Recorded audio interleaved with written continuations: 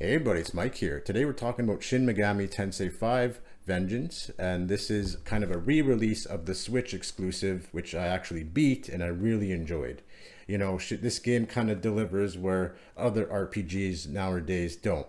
This game actually provides you an exceptional challenge, and you can't just go and hit tack like you would with maybe like your Pokemon games. If you don't think about your strategy and how you're tackling each enemy, you will just get smacked and you will not last a moment. So when I found out this game was getting re-released on next-gen consoles, I was really excited because I've always wondered when I was playing this on the Switch, like, how this game would look on next gen, and playing it on 60 FPS, mind you, and just the graphics, the visuals of this game are just stunning. And it's almost like it was meant to be. And buying it again, I was hesitant at first because it does come at a price tag, but playing it, you really get to enjoy the atmosphere this world delivers.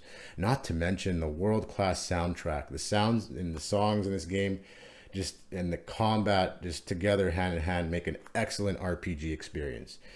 Now, and yeah, this game delivers where a lot of other games are lacking nowadays. There's an actual challenge to the turn-based combat. And this is the type of game that I feel like people need to experience. If you love RPGs, turn-based RPGs, you're going to have a great time with this. And it's almost like you're an adult version of Pokemon. The demons in this game, I think they're right now with the new Vengeance, there's almost like 270 of them. I believe they added around 40, if not more. And they've added a whole new region. And they made it two new branching story paths. So you can play the old, the old original storyline, which is a canon of creation, or you can do canon of vengeance. Obviously, you're going to want to play canon of vengeance. Unless you haven't played the original game, you might want to do canon of creation. But storyline wise, I think this game's all right. Like I said, the thing that I remember about this game, you're not going to remember it for the storyline, but just the awesome combat and the music that goes alongside it. It just has this badass soundtrack, and it just makes the combat that much more enjoyable. And you're going to be collecting demons, finding those rare demons. You fuse demons to make stronger demons, and it has a great gameplay loop that just has you hooked. And you'll be playing this for hours. And I'm not going to get too into the storyline, but the Vengeance storyline kind of addresses the storyline issue on the original game. But I feel like it's not that much better. Let's be honest. Like I said, the storyline's not horrible to begin with, but you're going to be playing this for the awesome combat, the exploration, finding new demons, making new demons. And now they even created this new area called the Demon Haunt, and you can actually talk to your demons and motivate them to increase their strats, and yeah, basically the capturing mechanic in this game, instead of like throwing a Pokeball like you would in Pokemon, sorry, I have to compare it to Pokemon. Instead of that, you'll kind of negotiate with the demons, and you'll get some real cool conversations, really funny, out of pocket conversations, and because all these different demons have very different personalities, and it's interesting. I like how they did it. So you're going to be, and this game's kind of a master class when it comes to a Pokemon creature collection type game, because when you get a good lineup of demons that synergizes with the enemies you're attacking, so you'll have a well-rounded party. It just feels great, and they've made more options in terms of leveling. And this game, other RPGs really need to take note. This game focuses on the strategy, and it focuses on developing a strong team. And it's really rewarding when you get through that really strong boss who kicked your butt. And there's very few RPGs that can land this type of gameplay nowadays. And this game is not super well known as, like I'd say like a Pokemon game. But this game needs, like, if you're an RPG lover, you need to try this out.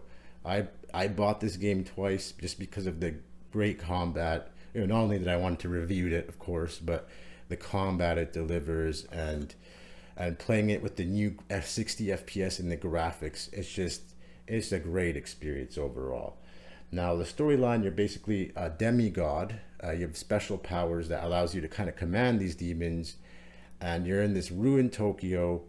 and you're kind of just figuring out what's going on, and all these demons are trying to take control of the world. So yeah, it's a typical storyline, but like I said, it's not the story that's going to get you hooked. It's the gameplay and the combat and the music. Now back to the graphics a bit more. So when you played this on the Switch, you can tell this was kind of maximizing the power of the Nintendo Switch. The pop-in was really bad, and the new Switch version apparently has the same issue. So you know, side note, I wouldn't really recommend buying it on the Switch. If you're going to enjoy Shin Megami Tensei V Vengeance, do it on a new next-gen console or you know, a PC. That way you'll get the full experience. I don't think it's worth buying again. If you had the original game on the Switch, just don't bother. I wouldn't say buying it again would be worth your money, but playing it again on a next-gen. They've even added this overhead camera, which was much needed, let me tell you, because you know, you get that bird's eye view of the whole area, and these areas in these games are almost like mazes. So having this bird's eye view really helps the overall quality of life, and it really should have been in the original game. And they've also added these rails called the Magatsushi rails, and these basically help you traverse areas of the map. And like I said, this game is pretty much like a maze, so I can't tell you how great that is, because you know, backtracking on the Switch, you know, if you wanted to find a certain demon and collect them, you kind of have to go through these different nooks and crannies, and this kind of helps just that replayability to go back and explore and, you know, check out those side quests that you haven't checked before, rather than just running around. And the running around in this game also is another thing we need to speak about, because the speed you get, like the main character in this game is just fast, so you're going to get a great fast-paced feel from it, and traversal in this game is very enjoyable. Another quality of life improvement is they've actually added the ability to save anywhere. And in a demanding game like this, and with the game that's this difficult, I can't tell you how big of a difference this makes in terms of a quality of life, in terms of gameplay. I wish I had this before on the Switch, but you know, you would always have to find certain save point areas that you're able to save, but now you can save anywhere on the map, and this is an awesome quality of life improvement. So I'm really happy they added that. And they've also changed how the level scaling works. You know, in the original game, if you try to face a demon a little bit above your level, you would just get destroyed. They kind of tuned this up a bit. It's still a very difficult game, but it's more about how you build your team and your stats. So rather than just straight what level you are. Before, on the original Switch release, it was highly focused on your level, but now it's more focused on stats. So this is a huge improvement in my opinion, but regardless, this game is going to make you suffer. Even on the casual difficulty, this game will kick your butt, and I love it. Like I said, a lot of games nowadays, they think we like hitting attack over and over again and winning these mindless battles. It's not like that. I like being challenged, and this game provides that challenge. So a lot of people compare this to Persona. I would say it's totally different. You're going to see some of the same demon designs and stuff like that, but when it comes down to the core gameplay, it's a whole different game. You're going to see similar stuff from Personas, like names of special attacks, some of the demons, and then of course Persona 5 has that social sim aspect, which you won't really find in this game, which I'm completely fine with.